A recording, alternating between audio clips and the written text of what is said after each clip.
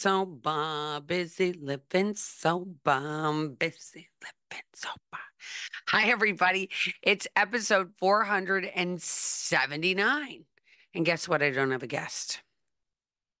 I've realized when I go back and I look at my analytics, I don't really get as many views if I have a guest. But for some reason, people like to listen to me. So here I am solo, and it's Sunday night, September 15th. My kids just left, headed back to their respected cities in the United States. And here I am coming to you just on Sunday night. And it's actually 8:30 at night. So it's kind of pretty much, I might as well be recording this first thing in the morning because I'm going to go to bed pretty soon after this. But I just wanted to reach out to everybody and say, for one, thanks for listening.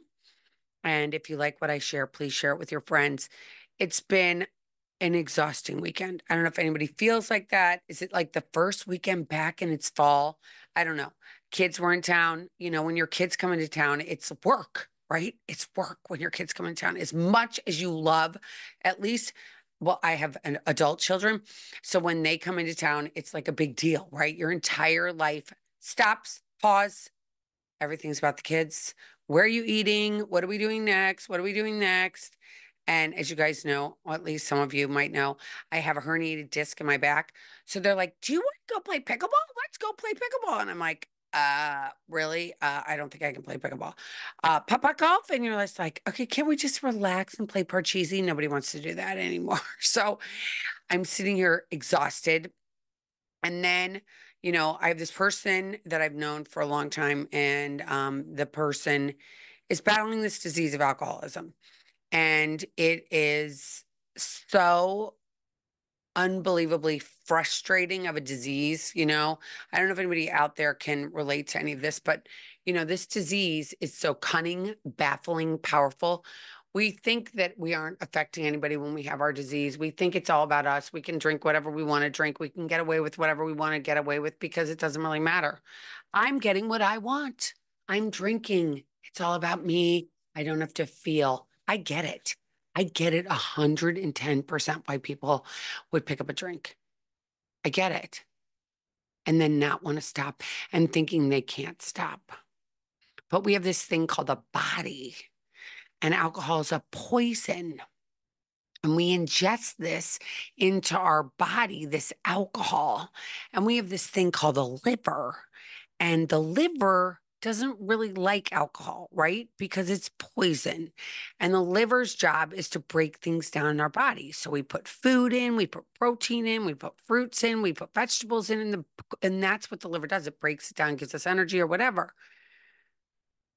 And when it's busy all the time breaking down alcohol, it can lead to things like cirrhosis of the liver. And we think that we're invincible, that we can just drink and drink and drink and drug and drug, and nothing's going to happen. That we're going to be fine. That we can continue doing what we want to do, and it doesn't matter what anybody else wants us to do. And it's not as simple as this. Actually, it's not as simple as saying like our families want us to quit. I think a lot of times, at least for me, I can only speak for myself here. When I wanted to quit drinking, I knew I was so sick and tired of drinking, but the thought of not drinking kind of like outweighed, if you were like looking at a scale, it outweighed the drinking outweighed the scale when it came to getting better, because getting better was this big fear, right? I'd already known what it was like to drink for so long, but to actually quit and say, I'm going to stop now. I'm not going to do this anymore. I'm going to quit drinking. That was filled with so much more fear than the actual drinking. I knew I hated it. I knew I hated myself when I was doing it. But the thought of stopping was like, I can't do that. It's too scary. It's too scary. How am I going to do life without a drink? How am I going to have feelings? Because if I have one feeling, I'm going to have a million. And then what happens? I'm a little pool on the ground of just like a body that's just like had enough. And when we're in our active alcoholism, we don't know how much we're affecting everybody else. Everybody else is like these puppeteer, like they're out there just running around doing whatever you want them to do. They're tiptoeing around you. I don't want to upset the person who's like drinking because they may be mean. They may be mean. I tell people all the time, if you think that the alcoholic who's actually in their alcoholism at that moment, meaning they're either drunk or totally strung out on drugs, they're not like talking to a human being, a sober human being. They're like talking to a bottle or a lamp, let's say, because most times they're not going to remember what happened and what the conversation was about.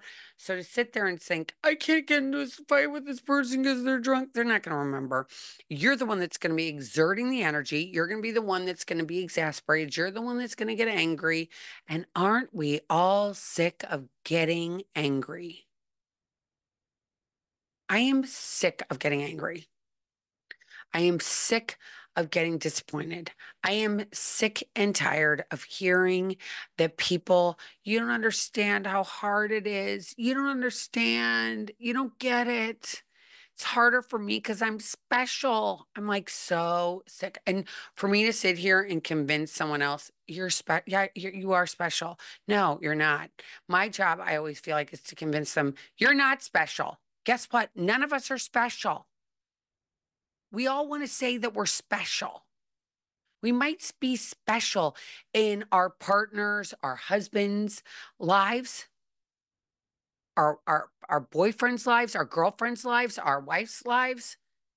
But let's get real. We're not like special when it comes to the people walking on the planet. We're not.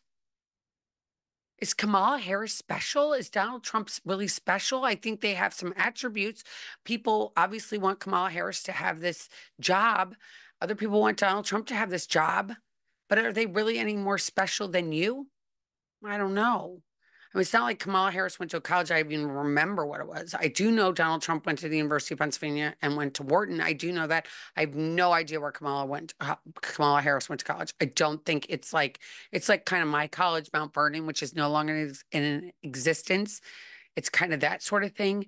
It's not like she's really bright and a Rhodes Scholar like I know Bill Clinton was a Rhodes Scholar, and I think also Barack Obama was. Kamala Harris is none of those things. But so what makes her special? None of us are special, you guys. And I just have to talk about alcohol for a couple minutes because it's just crazy. I was actually talking to somebody this weekend and they said, my friend is an alcoholic and they keep going to the same liquor store all the time. And I went into that liquor store and I told them not to serve her anymore. I said, don't let her get any more of this stuff. I don't want her to be able to buy this. Don't deliver it to the house. I don't want you to do anything. It's over. And she's like, but they still do it. And I'm like, are you shocked by that? Are you shocked by the fact that a liquor store is going to stop giving people liquor? What are they supposed to do? That's how they make money. That's how they pay for their kids to go to school. That's how they bring home food on their table. That is what the liquor store does. A liquor store is not your rehab. A liquor store is not the person that you're going to go and set boundaries with. The liquor store is not the person that you're going to go and get them to say, I'm not going to serve you anymore. It's not going to happen. I don't think the local bar will either. I know that there's a bar here that I've heard. I don't know if it's true, and I'm not going to name the bar, but there is a bar supposedly here in Florida that you can go to. And if you give them your white chip, which is what you give if you go to a 12-step meeting, you get a white chip when you're there for your first time, and it's your sign of I'm going to surrender. And if you give the white chip, they'll give you a drink. How sick is that? Driving from Miami tonight, we were driving out of Miami, and there was a liquor. There was an ad for a major liquor store that I'm not going to name because I don't know them and they haven't asked me to do this. But so there's this liquor ad. I'm like looking at it. I'm like, okay, there's Grey Goose. It wasn't in existence. No, it was in existence when I quit drinking. I think the other one might have been Tito's, which was not in existence when I quit drinking. And so there's a billboard on the side of 95 as you're heading northbound from Miami. And it's for a liquor store and it has the specials for the liquor. Can I tell you, this is not a joke. On the opposite side of the highway, the side of the highway that was going south on 95, there was an ad for a lawyer to call when you get into trouble. I'm not kidding. You're probably sitting here listening to this. Really? Yeah, really, really, really. There are, there's an ad for liquor, and then there's an ad for a lawyer on the other side. So here, we're going to feed you liquor, and then you can call the police or call a lawyer to get you out of trouble with the police. Ding, ding, ding, ding, ding. Oh my gosh. Two plus two does not equal four right now. I It's really, I'm actually done something which I don't really do very often, which is make a lot of notes. And so I have a lot of notes that said, I'm going to go back to talking about politics for a little bit. I'm going to talk a little bit more about alcoholism, about what my journey was like this weekend. And, you know, we've had Democrats in office for the last 16 years. Donald Trump was in office for 4 years, but let's face it, is it really 4 years? Because let's say you get elected in November, you take office in January, and then you're in office for those 3 years. And then by the fourth year, you're out there again campaigning again, and everything you've done really is kind of starting to fall apart. Joe Biden at this point, here we are at the end of his presidency, of his 4 year term, and he's walking around with the Donald Trump hats. I think it's just hysterical, but I can't even believe that happened at a firehouse in Pennsylvania that he put a Donald Trump hat on. Kind of cool. Wow. So we've 16 years, we've had Democrats in office, but everybody is blaming every problem that's gone on in our country for the past how many ever years and decades on one person, which is Donald Trump, who was only in office for 4 years technically, but I'm going to say doing the job. I don't even know how long, but let's say I doubt it was 4 years exactly. Let's be honest. I don't think it was from January 1st to January 1st. I don't think it was, or whenever the inauguration is. And what has ever been done? I'm just so flabbergasted by this. What has ever been done about alcoholism? Now we know that Nancy Reagan, she was the first person to come out and do the DARE, the drunk driving, and Mothers Against Drunk Drivers. And that was a big thing. And I remember being in high school and them talking about, don't drink and drive, don't drink and drive, don't drink and drive. And that was like really resonated with me and all of my friends. And a lot of us thought about that when we were kids and we're like, oh my gosh, we can't drink and drive. We can't drink and drive. You're going to get a cab or you're going to get somebody to help you out. And that was how we managed because it was kind of the first time a fear thing was out there to say, you know what, you're not going to want to drink and drive. And I know that Michelle Obama was all about feeding our kids healthy lunches in schools. That was a really big thing, right? All she talked about was feeding our for 8 years that they were in office, that they were going to feed the kids healthy meals, and kids were going to get healthy. Okay, here we are. How many years later? So four plus another four. So 8 years later, and our kids are fatter than they ever were before, and no one goes to gym, and there's more additives in our food than there ever was before. I was talking to a dear friend of mine who just got back from Italy yesterday, and she's like, "Do you know in Italy you can taste the lettuce? Here in America, you can't taste the lettuce anymore." I'm like, "I know because they're putting chemicals all over it." Um, and then I actually had to go and look up what Jill Biden had, what her mission was as being the first lady. And her mission for being the first lady was taking care of veterans and military people. Okay. So their vice president, who's now running for president, just did a debate with Donald Trump and said that we have no troops out there fighting any wars right now. Well, any of you that are awake and alive and go look at other stuff will have probably seen that there were troops that actually were watching the debate while she's saying that she has no troops that are out there fighting. And they're like, hey, what about us? What are we doing? Or do we not count? So Jill Biden obviously cares about the troops. If the vice president, like, does anybody, is 2 plus 2 equaling 4? Don't hear it at all. And Melania Trump was her mission was to stop bullying, which I have to say is a big thing. I think kids being bullied is on all of our radars. I mean, we're seeing more young people committing suicide than ever before. And I love that idea of bullying because I just was told, my husband told me, because he reads Bloomberg all the time, Bloomberg, which is normally, it's very, very, very far left. It is not conservative at all news. And in there, he read that they are going to put a ban like they do on alcohol and cigarettes. They're going to put it on social media. Okay. They're going to tell people that this can be bad for your health, social media, which we all know, right? We all know that social media is not great for children. Now, is it the job of the government to tell us how to raise our kids? At least for me, it was not the government's job. It was my job. It was not the government's job to say, no, you're not going to get on this.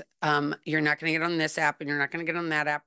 But here now the government's going to come in and tell us what we need to do, as well as they've decided that, right now, if you put a story on, let's say, Instagram or Facebook or even YouTube, and it is being looked at by I don't the powers that be, and if they find that what you've posted to be not what they like or below what their standards are, then they will put a blockage on whatever you've posted.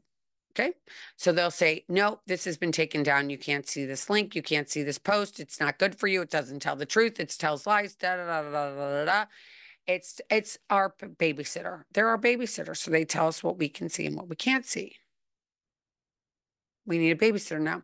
And now Kamala Harris says that if she becomes president, which I pray she never does, if she does become president, that she's now going to also put those same stringent rules onto Twitter, X, excuse me. So they're going to be our babysitters. We don't get to make choices. We have babysitters now, everybody. I understand the warning labels, but we're adults. We all get to make decisions. There are going to be liquor stores. There are going to be cigarettes sold. But is it our job as human beings, as adults, to make those choices on whether or not we're going to pick up a cigarette? Is it our job? Is it our choice to show our children what's right from wrong? Yes, that's our job. But it's not the government's job. I don't want the government telling me how and what I can do. I respect everybody. I understand. I mean, I feel kind of bad for Kamala Harris. I have to be completely honest. Like, how did she get into this? I mean, everything is like opening up. Like, her best friend who set her up with a husband is the president of ABC News. Her sorority sister was one of the interviewers or whatever you want to call them that did the debate. It wasn't fair. It was all like she got every question beforehand. I mean, it's just like all the things are tipped towards her. And I know people that watch, you know, the news and expect like you're going to go turn on ABC, NBC, and CBS, your local news channels, and you're going to expect to hear real news, but you're not. It's just not. It's totally there's like some big power. I don't know what it is. I don't know if we're ever going to know. But it seems really sad. I'm really, really, really exhausted. You know, I'm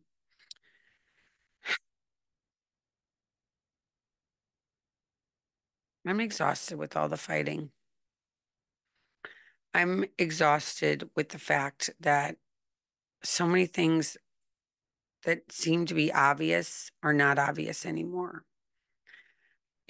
There's a lot of people that have reached out to me in the years that I have been a one-on-one coach, which I am not anymore. I am not a one-on-one coach. I don't really enjoy it, to be honest with you. It's very hard work. It's very emotional. It's very exhausting. But so many people have called me before and said, I need to lock up my friend, or my friend is drinking a lot. What can I do? And the reality is, you can have someone Baker acted, or that's what they do in Florida. Or you can call the police and say that the person wants to hurt themselves, but the police or the powers that be will maybe keep the person in their custody for 72 hours, and then they will release them out to the streets. And, you know, alcoholism is such a deadly disease. And as I've said numerous times, I know more people that died of alcoholism and drug addiction, drug because of overdoses, than died of COVID. And we don't do anything to help these people. We don't do anything to help their families. Rehabs are revolving doors. The amount of people that get sober and stay sober is so minimal. I can't even talk about it because it's kind of depressing. Um, but what are we doing? Has anybody talked about it? The one good thing about, RFK being in the White House with Donald Trump is that RFK has 40 years of continuous sobriety.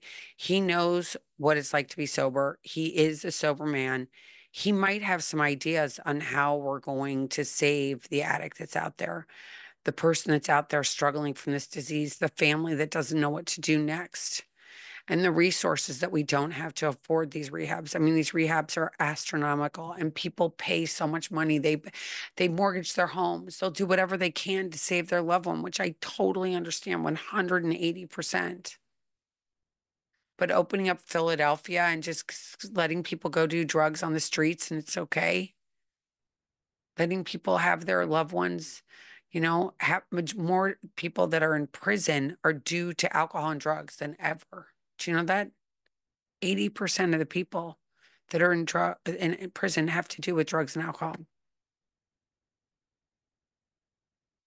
And we promote it all over the place. We promote pills all over the place. We're so sick as a society. It's just like crazy, and it's fighting, and I get it. I'm gonna tell you something. I get it. I said to, my kids this weekend, I'm like, oh my God, if I could just turn everything off that's going on, I get why people drink. I get why I drank. It's really hard. It is really, really hard to deal with everything that's going on. It's exhausting running around to get here and there and fighting about this politician, that politician. And all I think everybody wants, it's like, I'm not going backwards. I mean, this abortion thing, it's like, I understand if you want to get an abortion in the beginning, that's your right. But at 34 weeks, because you don't have a boyfriend anymore, and it's okay. 9 months pregnant, you can go and kill a baby. I mean, like, I know a lot of people that have given birth to babies because of problems, and they go into the hospital and they give birth, and the baby is like literally like 2 pounds. And now our hospitals are so amazing that they can help these babies live, and they put them in an incubator, and all they want to do is save the baby.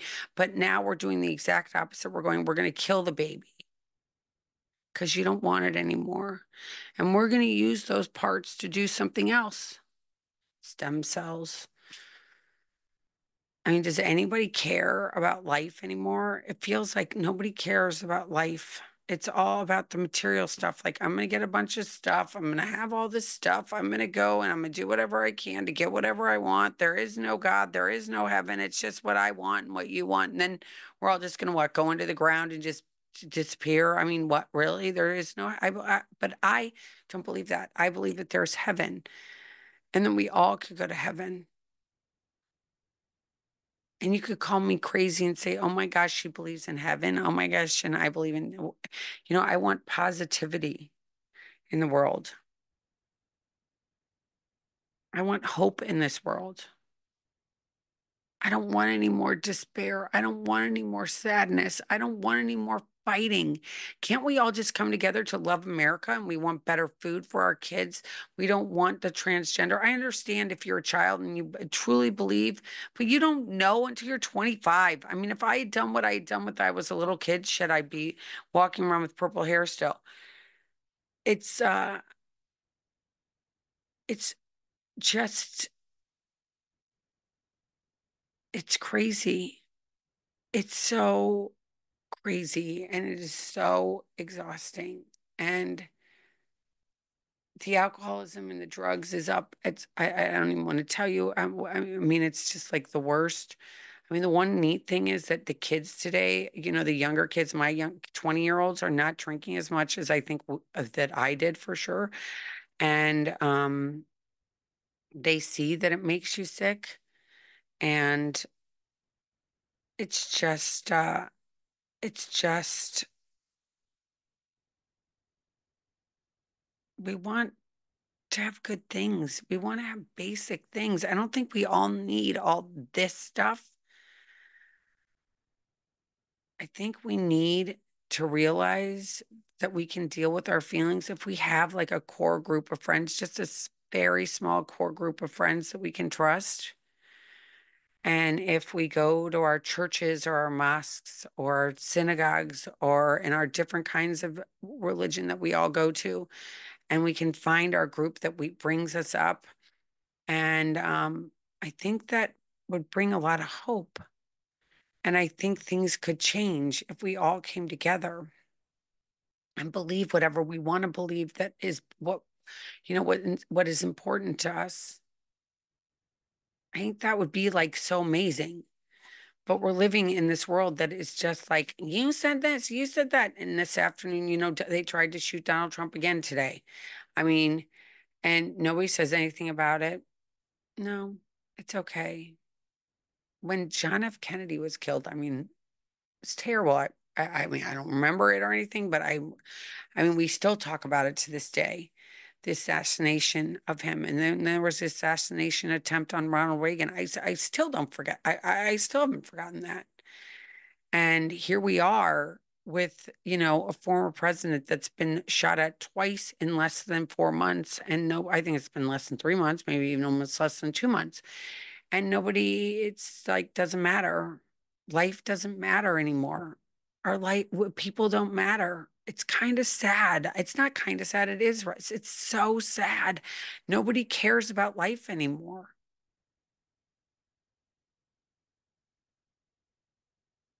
People are dying of alcoholism, drug addiction. We've got homeless people everywhere. People can't even get health care. And the most important thing I hear women say to me sometimes is abortion is the reason they're going to vote for Kamala Harris. Okay, you get to have a choice. I get it. And if that's the most important issue, I'm not going to fight with you. I'm not going to fight with you. I think it's interesting that all three of the candidates that are running for president on the Republican ticket were former Democrats. Trump was a Democrat, RFK was a Democrat, and so was Elon Musk.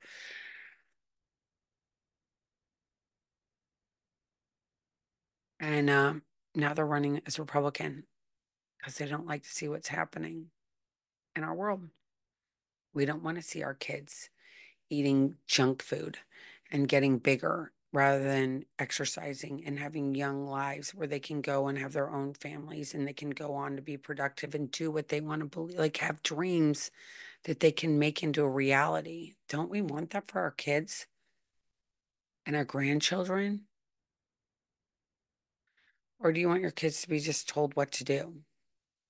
Or you don't even take the time to see what's going on both sides? Because I look at both sides. Do you look at what both sides? I know we need to have a change in all these things, and the alcoholism is really bad. It's really bad.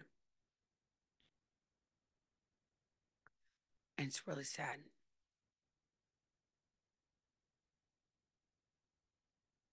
I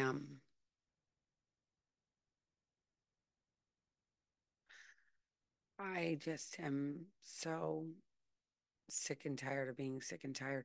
Like I talked about when I got sober. I think we should all know in our homes what alcohol does. I think it should not be up to, it's not a moral dilemma. If you're listening to me, you're not morally bad if you're an alcoholic. You have a disease of the mind. And until we start getting solutions out there, besides getting 800 thread count sheets at the rehabs or making them more and more expensive, or the other ones that are cheaper and cheaper, it's just we got to make it worth something. Like, why are you going to quit drinking? Why do you want a better life? I can see why some people would think it would be harder. It would be really hard because where are you going to get a job? How are you going to ever keep? I mean, the doomsday is so big on one side, but we have to have the light so big on the other with God, bringing back God in our lives, you guys, getting together and going to church, eating dinner as a family, getting together and making life count. Back to the little minutia, little things. Sitting around and playing Parcheesi. Did you used to play War with your grandmother, the card game War? Remember, you'd put down the number and whoever, you go back and forth forever and ever. All those little things that really just makes you laugh. And, Twister, what a funny game that was as a kid. You get everybody gets in there and and then you all fall down and it's really fun. Monopoly, like so many fun games that aren't that this like you don't need this to do it. You don't need this. I have to say, a friend of mine sent me this tonight, and I just want to read it to you guys because I was kind of fascinated by it. And she said when Fauci came into office in 1966, 68. So Anthony Fauci came in, um, he started working for the government in 1968. So that's 56 years ago, depending on what month it was, because I was born in 1968. And about 6% of Americans had chronic diseases, including obesity, neurological, dis- allergic, and autoimmune diseases. So in 6% of people had like 6% of people, 6%, that's 6% of people when he came into office had chronic diseases, including obesity, neurological, I can't even say it, you guys, sorry, allergic and autoimmune diseases. So that was in 1968, 6% of the people had that. By 1986, that's about what, 18 years later, maybe, 11.8% of children had chronic diseases. By 2006, that number had risen to 64%. That was 18 years ago. That it had risen to 64%. That's Fauci's track record, and that's from Robert Kennedy Jr. And we think about, oh my gosh, what are we getting into, guys? Is it time to wake up?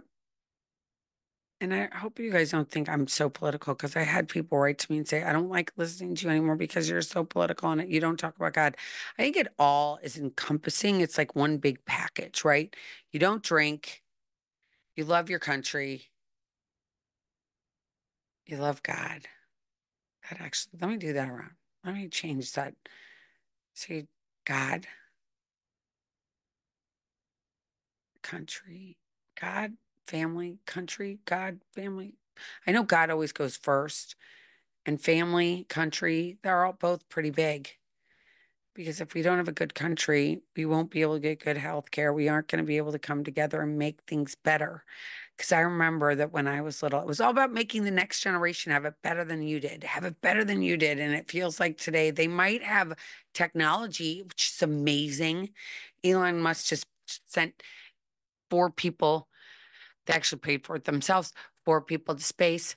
And it was a great, and they're in the private sector, and that just happened. And they came back today, landed in the ocean today, Sunday, the 15th of September. So there's great stuff happening. But the last time that it happened was Apollo, which I think was in 19, again, I'm terrible with dates. I think it was in the late 60s, early 70s that happened. And we haven't had anything happen since then. And it happened from the private sector. Let's get America better, you guys. Let's get like help more people so people don't have to feel like they're lost and they have no way of getting out of any of this. And all they can think about is just another drink. I just need one more drink because the drink is killing us. It's killing us. Um, sorry to start your Monday like this. Because I love you guys and I have just been thinking about this stuff so much. I actually made notes, as you can see. I promise you on Wednesday, it'll be bebop fun stuff. I won't go into any of this political stuff on Wednesday. I promise it'll be more uplifting. And I just want you to know this, you're not alone. Don't ever think that. And while you're still alive and above the ground, um, you've got a choice to have a better life. It's up to you. You got a choice. And if you fall down and you pick up a drink again, get back up and do it again. Keep trying, keep trying, keep trying, keep trying, keep trying. Reach out for help. You are not alone. This is a disease, and I say this many times over and over again, and nobody's going to bring you a casserole to your door.